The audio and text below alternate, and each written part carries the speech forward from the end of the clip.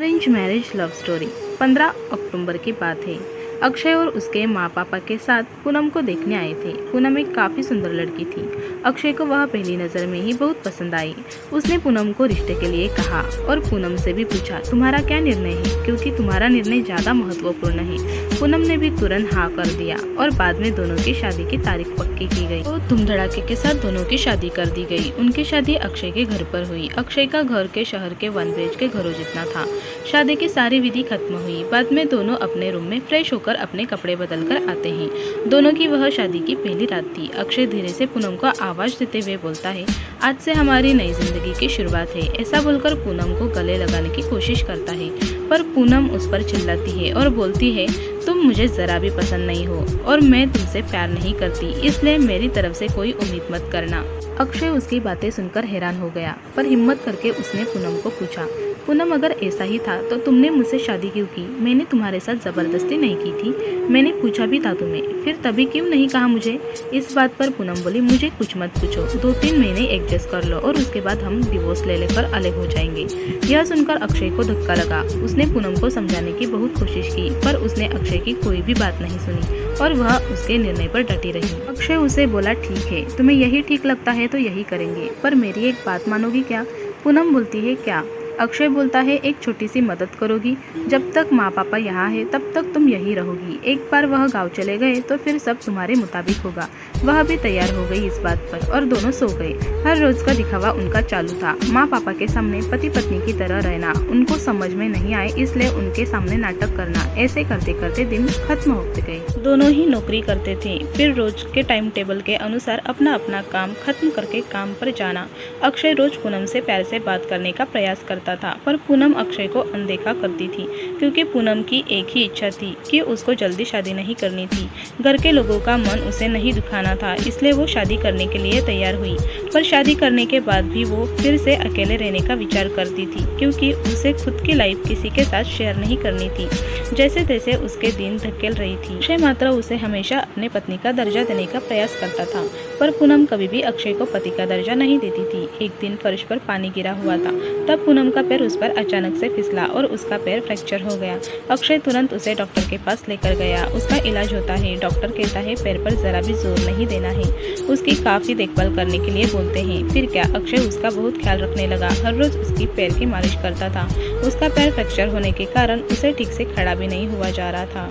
घर के काम और खाने की जिम्मेदारी अक्षय पर आ गई थी, पर अक्षय को तो पहले से ही ये सब की आदत थी, इस वजह से उसे कोई दिक्कत नहीं थी। अक्षय रोज खाना खुद ही बनाया करता था। उसके माँ पापा भी उसे थोड़ा घर काम में मदद करते थे।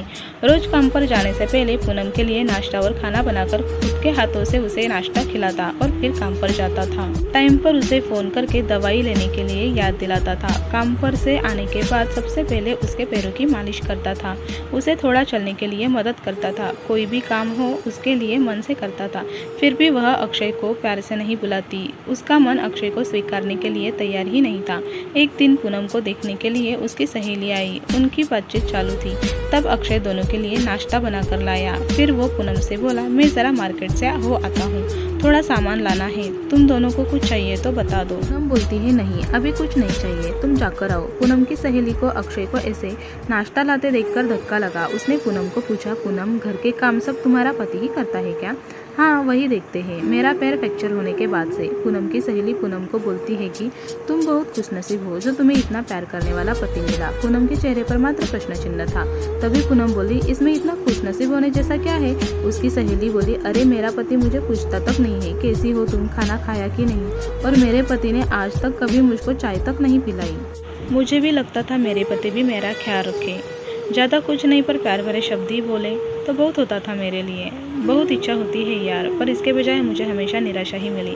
बहुत मन दुखता है मेरा यार। यह सब सुनकर पूनम विचार में डूब गई। उसके मन में भी अक्षय के प्रति प्यार जगने लगा। अक्षय का प्यार उसकी आंखों के सामने आने लगा। वह उस पर जान छिड़कता है, यह उसे समझने लगा। अभी धीरे धीरे पूनम को भी अक्षय से प्यार होने लगा था। वो अब उस पर विश्वास करने लगी थी।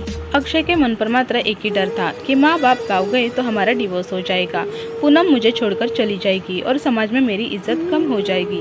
तभी माँ पापा अक्षय को बुलाते हैं कि अभी हमें गाँव जाना चाहिए, थोड़े दिन रहकर खेती वगैरह करके आते हैं। अक्षय उनको जाने नहीं देना चाहता था और उनको डिवोर्स के बारे में भी बता नहीं सकता था। अक्षय सोच रहा होता है कि अभी पूनम को सब कैसे पूछूं, कैसे बोलूं उसके साथ। ऐसे सोचते सोचते ही सो जाता है। सुबह उठता है तो देखता है कि पूनम बहुत जल्दबाजी में थी। वह जॉब पर जाने के लिए निकलती है। तब जाते जाते पूनम बोली कि अक्षय टिफिन बनाकर रखा है, लेकर जाना, कपड़ों को इस्त्री करके रख दिया है और नाश्ता भी करके जाना, और हाँ आज घर पर जल्दी आना। यह बोलकर निकल गई।